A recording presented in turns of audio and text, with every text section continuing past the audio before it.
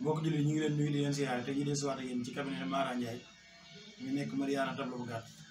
képp koo xam ne bëgg nga fay ñëw rek boo ñëwee ba tableau bu gàtt la ngay laaj ci biir incha allah ñëwoon na cabinet te doo ñëw yéen ci garab boo xam ne ci kaaraange la te doomu aadama yi damaa gis na ñu ci ëpp moo amuñu kaaraange ndaw yi léegi ñu ci bëree bëri amuñu kaaraange te ndaw dafa war a am kaaraange man doomu aadama nan la mënee xëy sangoo saabu ba set dem noonu mag ñi loolu mosuñu koo ñeme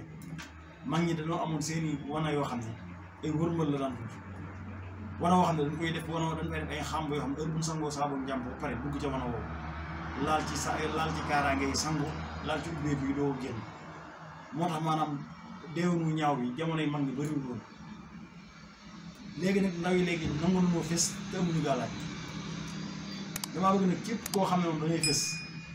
maanaam foo toll maanaam doomu aadama yi foo toll di bëgg di wane wu maanaam boo solee lu rafet sax faaw nga génn ba nit ñi gis la wala boo yore loolu lekk nekk ci restaurant bu luxe faaw bala ngaa lekk nga fatawu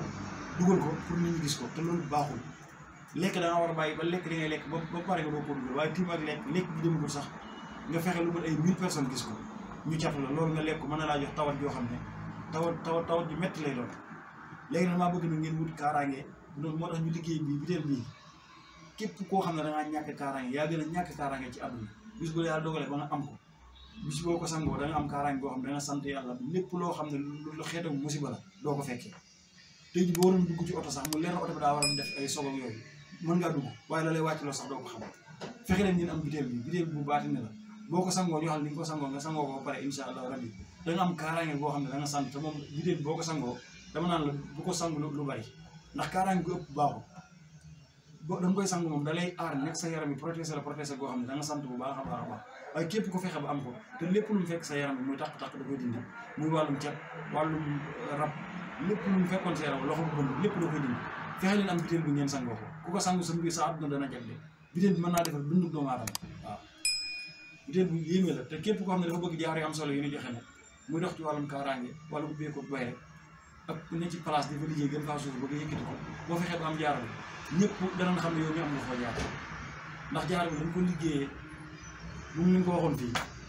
dafa yéeme alxuraan lañ ko liggéeyee te aay bi nga xam ne moom lañ ko liggéeyee aay bi day ci yëkkati doomu aadama moom ci lay dox ñu jëlaat aw turu yàlla woo xam ne tamit boole ko moom liggéey ko li mu turu yàlla boobu liggéey ko moo tax képp ku ko takk maanaam loo néew wërsëg mënoo am dara foo toll nañ naan dimbali boo takkee jaar bi yow yaay dimbali ba kenn dootu la dimbali te dangay am kaaraange am bayre am ubbeeku